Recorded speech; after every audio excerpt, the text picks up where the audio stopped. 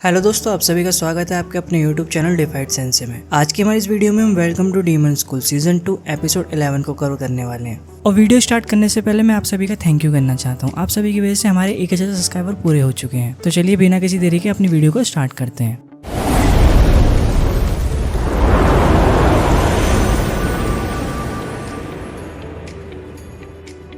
Episode की starting में हमें रॉयल वन का रूम दिखाया जाता है, जहाँ सभी बच्चे अपने अपने पेपर लिख रहे होते हैं। वहीं दूसरी तरफ एरोमा भी अपने एग्जाम को बड़े ध्यान से लिख रहा होता है। आगे सीन शिफ्ट होता है, हमें नेक्स्ट डे का सीन दिखाया जाता है, जहाँ पे प्रोफेसर कैलागोर उन सभी बच्चों को बताते हैं तुम्हारे एग्जाम के रिजल्ट आ चुके हैं। इतनी जल्दी रिजल्ट को आते हुए देख के सभी बच्चे काफी ज्यादा हैरान हो जाते हैं। वो उनसे बोलते हैं आप ऐसा नहीं कर सकते हमारे साथ। तभी लीड प्रोफेसर कैलागोर से बोलता है आप काफी जल्दी हमें रिजल्ट बता रहे हैं, थोड़ा तो इंतजार कीजिए। लेकिन प्रोफेसर कैलागोर उनकी बात नहीं सुनते, वो उन्हें रिजल्ट बताने लग जाते हैं। तभी प्रोफेसर कैलागोर उन सभी बच्चों को बताते हैं मैंने ऐसी उम्मीद नहीं की थी, लेकिन तुम्हारी क्लास के अंदर कोई भी बच्चा फेल नहीं हुआ है, सभी बच्चे पास हो गए हैं। प्रोफेसर कैलागोर के मुंह से ये सुन के सभी बच्चे काफी ज्यादा खुश हो जाते हैं। वहीं एस्मोडियस और क्लेरा इरुमा को आके बधाई देते हैं, लेकिन तभी प्रोफेसर कैलागोर उन सभी बच्चों को डांट देते हैं। वो उनसे बोलते हैं तुम सभी के सभी एकदम चुप हो जाओ, और वो 3 बच्चों को एक साइड खड़े होने के लिए बोलते हैं। तभी हमें बताया जाता है इन बच्चों ने एग्जाम में काफी अच्छा स्कोर किया है, जिस वजह से इनकी रैंक को बढ़ा दिया जाता है, जिस वजह से तीनों बच्चे बेड पे पहुंच जाते हैं। उन तीनों की रैंक को बढ़ते हुए देख के सभी बच्चे उन्हें बधाई देते हैं। वहीं दूसरी तरफ स्नाइडर की भी रैंक बढ़ जाती है, वो बेड से गिमल पे आ चुका है। उन सभी को इतना खुश देख के एस्मोडियस इरुमा को बधाई देता है। तभी इरुमा उससे पूछता है तुम मुझे बधाई क्यों दे रहे हो। तभी एस्मोडियस उसे समझाता है इन सभी को ऐसा देख के नहीं लगता था ये लोग अच्छे से एग्जाम पास भी कर पाएंगे, लेकिन जब इन लोगों ने आपको देखा आप कितनी मेहनत से पढ़ाई कर रहे हैं, तो उस चीज से ये लोग काफी ज्यादा इंस्पायर हुए, जिस वजह से उन्होंने पढ़ना स्टार्ट किया। मास्टर इरुमा आपके पास ताकत है, आप अपने आसपास की चीजों और लोगों को बदल सकते हैं। तभी प्रोफेसर कैलागोर भी इरुमा को अपने पास बुलाते हैं। वहीं दूसरी तरफ सभी बच्चे काफी ज्यादा शॉक में होते हैं, उन्हें पता नहीं होता कि आगे क्या होगा। तभी प्रोफेसर कैलागोर इरुमा को बताते हैं इस बार जिस बच्चे ने सबसे ज्यादा इंप्रूवमेंट दिखाई है वो और कोई नहीं तुम हो। हमें बताया जाता है इरुमा के 163 में से 81 नंबर आए होते हैं। तभी प्रोफेसर कैलागोर उसे बताते हैं लेकिन तुम्हारे नंबर इतने भी अच्छे नहीं है कि तुम्हारी रैंक को बढ़ाया जाए। उनकी बातें सुनकर इरुमा ने थैंक यू बोलता है। जैसे इरुमा अपनी बात खत्म करता है वो वहाँ से भाग जाता है। इरुमा स्कूल के बाहर आकर प्रोफेसर बालम को ढूंढ रहा होता है, लेकिन जैसे ही उसे प्रोफेसर बालम मिलते हैं वो काफी ज्यादा घबरा जाता है। तभी हमें दिखाया जाता है प्रोफेसर बालम ने अपना लुक चेंज कर लिया, उन्होंने अपने बाल को काट लिया होता है। उन्हें ऐसा देख के इरुमा उनसे बोलता है क्या ये सब मेरी वजह से हुआ है, लेकिन प्रोफेसर बालम उसे मना कर देता है कि नहीं तुम्हारी वजह से ऐसा कुछ भी नहीं हुआ, ये मैंने खुद काटे हैं। तभी इरुमा उनसे पूछता है लेकिन आपने ऐसा क्यों किया। प्रोफेसर बालम उसे बताते हैं मैं अपनी लाइफ में कुछ चेंज करना चाहता था। अपनी बातें बोल के वो उससे पूछते हैं इरुमा तुम्हारा रिजल्ट कैसा रहा। इरुमा का रिजल्ट देखने के बाद प्रोफेसर बालम काफी ज्यादा खुश हो जाते हैं और वो उसे घुमाने लग जाते हैं। तभी इरुमा ने थैंक यू बोलता है ये सब आपकी वजह से हुआ है, लेकिन प्रोफेसर बालम उससे बोलते हैं नहीं ऐसा कुछ भी नहीं है, ये सारा कुछ तुम्हारी मेहनत का नतीजा है। तभी प्रोफेसर बालम उसे गिफ्ट में एक फ्लावर देते हैं, लेकिन जैसे ही उस फ्लावर को इरुमा देखता है वो काफी ज्यादा चौंक जाता है। वो उनसे बोलता है ये तो एक सैलेमेंडर फ्लावर है जो कि आग उगलता है। इरुमा के मुंह से सही जवाब सुनकर प्रोफेसर बालम काफी ज्यादा खुश हो जाते हैं। वो उससे बोलते हैं अब तुम्हें देख के लग रहा है कि तुम पढ़ रहे हो, और वो उससे आगे बोलते हैं अभी तक तुमने जितनी भी नॉलेज गेन की है भविष्य में चल के वो तुम्हें काफी मदद करेगी। और वो उससे आगे बताते हैं मैंने इस फ्लावर के अंदर से इसके फायर सोर्स को निकाल दिया है। तभी प्रोफेसर बालम उससे आगे बताते हैं तुम लोगों को इन्फ्लुएंस करते हो, उन्हें बढ़ने में आगे मदद करते हो। तुमने खुद कहा था कि मैं भी चीजों को अपडेट करना चाहता हूँ, इसलिए मैंने भी फैसला किया ताकि मैं लोगों से आसानी से घुल मिल सकूं। इसलिए मुझे ऐसा लगा कि मेरे लंबे बालों की वजह से लोग मुझसे डरते हैं, इसलिए मैंने इन्हें काट लिया। और वो इरुमा से आगे बोलते हैं मुझे अच्छा लगा कि तुम फेल नहीं हुए, ऐसे ही आगे भी काम करते रहना। आगे हमें स्कोर बोर्ड का सीन दिखाया जाता है, जहाँ सभी बच्चे उसे घेर के खड़े होते हैं और सभी बच्चे आपस में बातें कर रहे होते हैं। बोर्ड की तरफ देखो मिसफिट क्लास का एक भी बच्चा फेल नहीं हुआ है। तभी हमें प्रोफेसर बालम और प्रोफेसर कैलागोर को दिखाया जाता है। प्रोफेसर कैलागोर प्रोफेसर बालम का नया लुक देख के काफी ज्यादा हंस रहे होते हैं। तभी प्रोफेसर बालम उनसे बोलते हैं तुम कभी भी हंसते हुए अपनी बॉडी को कंट्रोल नहीं कर पाते। वहीं प्रोफेसर कैलागोर भी उनकी तारीफ करते हैं। वो उनसे बोलते हैं तुम काफी खास हो, इस पूरे स्कूल में केवल तुम ही एक ऐसे हो जो मेरी रैंक के बराबर का है। तभी हमें बताया जाता है प्रोफेसर बालम की जो रैंक है वो कैथ है, यानी कि प्रोफेसर बालम 8th रैंक पे है। और आगे हमें बताया जाता है प्रोफेसर बालम की जो ब्लड लाइन एबिलिटी है वो है बजर। प्रोफेसर बालम अपनी ब्लड लाइन एबिलिटी की वजह से किसी भी झूठ और धोखाधड़ी को पकड़ सकते हैं, और प्रोफेसर बालम ही वो है जिसकी वजह से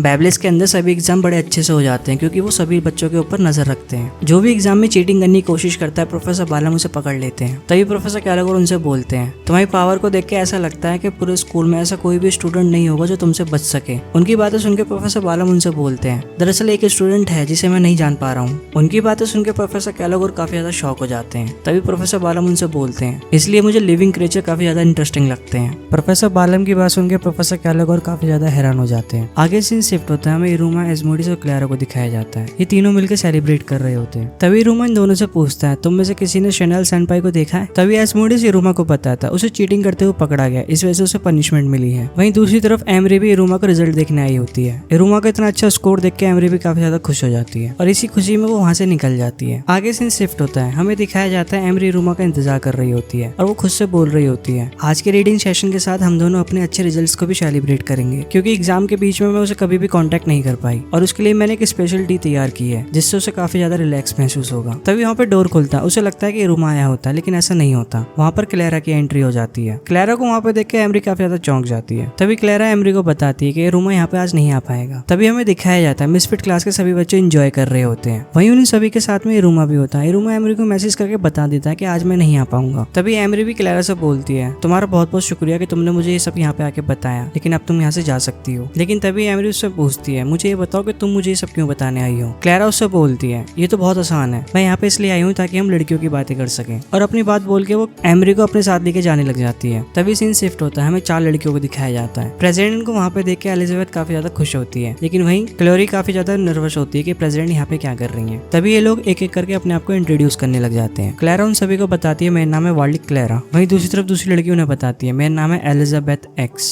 वहीं क्लोरी भी उन सभी को बताती है, मेरा नाम है क्लोरी क्रकेल। वहीं एमरी भी उन्हें अपना इंट्रोडक्शन देती है, उन सभी को बताती है, मेरा नाम है एमरी एजेजल और मैं एक स्टूडेंट काउंसिल प्रेसिडेंट हूँ। तभी वो सभी बोलते हैं, हम ये जानते हैं और आज की आप हमारी स्पेशल गेस्ट हैं। वहीं एमरी के दिमाग में चल रहा होता है, जो चाय मैंने इरुमा के लिए तैयार की थी उसे ये लोग बड़ी आसानी से पी रहे हैं। तभी एलिजाबेथ एमरी से पूछती है, प्रेसिडेंट एमरी, मैं हमेशा आपसे एक बात पूछना चाहती थी कि आप अपने बालों में क्या यूज करती हैं? और वो उससे आगे पूछती है, आप अपने बालों में कौन सा शैम्पू यूज करती हैं? एमरी से बताती है, मैं जिस शैम्पू का अपने बालों में यूज करती हूँ उसका नाम है डेवियन। तभी क्लैरा क्लोरिन से बोलती है, तुम्हारे बाल भी काफी ज्यादा अच्छे हैं। कैरोलिन उससे बोलती है, मैं अपने बालों में लवेलिका का यूज करती हूँ। तभी एलिजाबेथ क्लैरा से पूछती है, क्लैरा तुम कौन सा शैम्पू यूज करती हो? क्लैरा उसे बताती है, मैं अपने बालों में साबुन का यूज करती हूँ। क्लैरा के मुंह से इन बातों को सुन के वो तीनों काफी ज्यादा शॉक हो जाती हैं। तभी एलिजाबेथ उससे पूछती है, तुम अपने बालों में कंडीशनर का यूज तो करती होंगी? क्लैरा उसे बताती है, नहीं, मैं केवल सोप का यूज करती हूँ। तभी वो उससे आगे पूछती है, तुम अपनी बॉडी पे क्या यूज करती हो? मैं अपनी बॉडी पे भी साबुन का ही यूज करती हूँ। उसकी बातों से तीनों लड़कियां काफी ज्यादा हैरान हो जाती हैं। तभी एमरी उससे बोलती है, मैं कई बार अपना शैम्पू साथ में लेके आती हूँ, तो तुम मेरे पास आ सकती हो उसका इस्तेमाल करने के लिए। उनकी बातें सुनकर क्लैरा काफी ज्यादा हैरान हो जाती है। तभी एलिजाबेथ उससे बोलती है, तुम्हें हमारे ऊपर भरोसा करना चाहिए, इन शैम्पू को यूज करके तुम और भी ज्यादा प्रिटी लगोगी। वहीं हमें दूसरी तरफ म्यूजिक रूम का सीन दिखाया जाता है, जहाँ सभी बच्चे काफी ज्यादा एंजॉय कर रहे होते हैं। वहीं इरुमा काफी ज्यादा घबरा रहा होता है, उसे समझ में नहीं आ रहा होता मैं कौन सा गाना गाऊं। तभी उसे याद आता है यहाँ पे केवल एक ही सॉन्ग है जिसे वो गा सकता है और उस गाने का नाम है डू यू लव मी। इरुमा का ये गाना सुनकर सारे बच्चे काफी ज्यादा खुश हो जाते हैं। आगे हमें लड़कियों की टी पार्टी का सीन दिखाया जाता है, जहाँ पे एलिजाबेथ उन सभी से बोलती है, तो चलो हमें बिजनेस की बात कर लेनी चाहिए। उसके मुंह से इन बातों को सुनकर तीनों लड़के काफी ज्यादा शॉक हो जाती हैं। उससे पूछते, तुम किस बारे में बात कर रही हो? तभी एलिजाबेथ उन सभी से बोलती है, मैं रिलेशनशिप्स के बारे में बात कर रही हूँ। उसके मुंह से बातें सुनकर क्लैरा को छोड़कर ये दोनों लड़के काफी ज्यादा शॉक हो जाती हैं। तभी एलिजाबेथ उन सभी से पूछती है, तो क्या ऐसा कोई लड़का है जिसे तुम पसंद करती हो? एलिजाबेथ की बातें सुनकर क्लैरा उससे बोलती है, मुझे इरुमा पसंद है। क्लैरा के मुंह से इरुमा का नाम सुनकर एमरी को बहुत बड़ा झटका लगता है। तभी वो अपने आप से बोलती है, मैंने अपने गार्ड डाउन कर दिए, मैं भूल गई थी ये लड़की हमेशा इरुमा के आसपास घूमती रहती है। तभी क्लैरा भी उसकी तरफ एक अच्छी सी स्माइल देती है। उसकी इतनी प्यारी स्माइल देख के एमरी भी काफी ज्यादा शॉक हो जाती है। उसके दिमाग में तभी आता है ये भी तो एक लड़की है, और वो इस बात से काफी ज्यादा परेशान हो जाती है और उसने अभी अभी कहा कि ये इरुमा को पसंद करती है। तभी उसी के जवाब में क्लैरा उससे बोलती है, हाँ मुझे सच में इरुमा काफी ज्यादा पसंद है। तभी एलिजाबेथ भी उन सभी से बोलती है, जब इरुमा अपनी ईवल साइकिल के अंदर था मुझे भी वो काफी ज्यादा अच्छा लगने लगा था। वहीं कैलोरी भी उन सभी से बोलती है, मैं इन सब चीजों को ऐसे नहीं देखती, लेकिन सच में वो काफी ज्यादा कूल है और डिपेंडेबल भी है, और वो काफी ज्यादा शर्माने लग जाती है। उन सभी की बातें सुनकर एमरी को काफी ज्यादा गुस्सा आने लग जाता है। वो बोलती है, मैं इस वुमनाइजर को बिल्कुल भी नहीं छोड़ूंगी।